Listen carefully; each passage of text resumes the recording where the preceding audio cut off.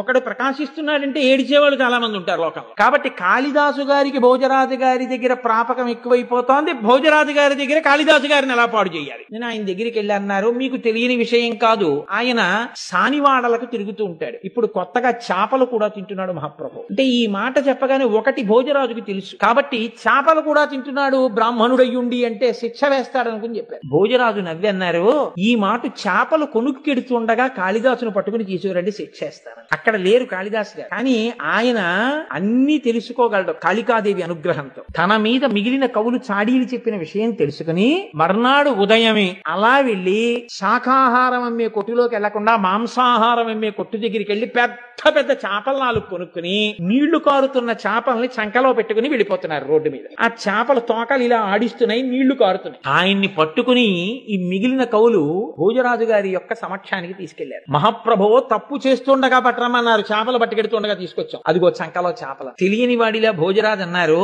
కక్షేకిం తవ, చంకలో ఏం పెట్టుకొచ్చావు కాళిదాసు అన్నారు. అంటే ఆయన అన్నాడు, పుస్తకం. పుస్తకం పట్టుకొచ్చా.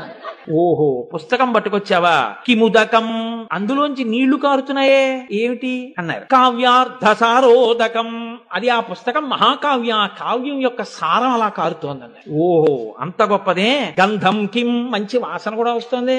ఏమిటా వాసన అంటే ఆయన అన్నారు, ఘనరామరా. ఒకడు ప్రకాశిస్తున్నాడంటే ఏడిచేవాళ్ళు చాలా మంది ఉంటారు లోకంలో. కాబట్టి కాళిదాసు గారికి భోజరాజు గారి దగ్గర ప్రాపకం ఎక్కువైపోతోంది. భోజరాజు గారి దగ్గర కాళిదాసు గారిని ఎలా పాడు చేయాలి? నేను ఆయన దగ్గరికి వెళ్ళి అన్నారు, మీకు తెలియని విషయం కాదు, ఆయన సానివాడలకు తిరుగుతూ ఉంటాడు. ఇప్పుడు కొత్తగా చేపలు కూడా తింటున్నాడు మహాప్రభు. అంటే ఈ మాట చెప్పగానే ఒకటి భోజరాజుకి తెలుసు, కాబట్టి చేపలు కూడా తింటున్నాడు బ్రాహ్మణుడయ్యుండి అంటే శిక్ష వేస్తాడనుకుని చెప్పారు. భోజరాజు నవ్వి అన్నారు, ఈ మాట చేపలు కొనుక్కెడుతుండగా కాళిదాసును పట్టుకుని తీసుకురండి, శిక్షేస్తాను. అక్కడ లేరు కాళిదాసు గారు, కానీ ఆయన అన్ని తెలుసుకోగలడు కాళికాదేవి అనుగ్రహంతో. తన మీద మిగిలిన కవులు చాడీలు చెప్పిన విషయం తెలుసుకుని మర్నాడు ఉదయమే అలా వెళ్లి శాకాహారం అమ్మే కొట్టులోకి వెళ్లకుండా మాంసాహారం అమ్మే కొట్టు దగ్గరికి వెళ్లి పెద్ద పెద్ద చేపల నాలుగు కొనుక్కుని నీళ్లు కారుతున్న చేపల్ని చంకలో పెట్టుకుని వెళ్ళిపోతున్నారు రోడ్డు మీద. ఆ చేపల తోకలు ఇలా ఆడిస్తున్నాయి, నీళ్లు కారుతున్నాయి. ఆయన్ని పట్టుకుని ఈ మిగిలిన కవులు భోజరాజు గారి యొక్క సమక్షానికి తీసుకెళ్లారు. మహాప్రభో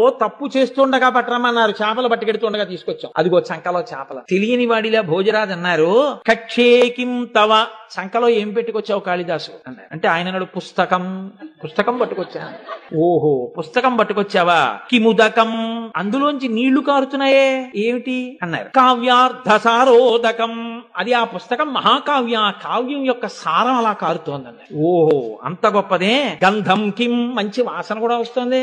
ఏమిటా వాసన అంటే ఆయన అన్నారు, ఘనరామరా.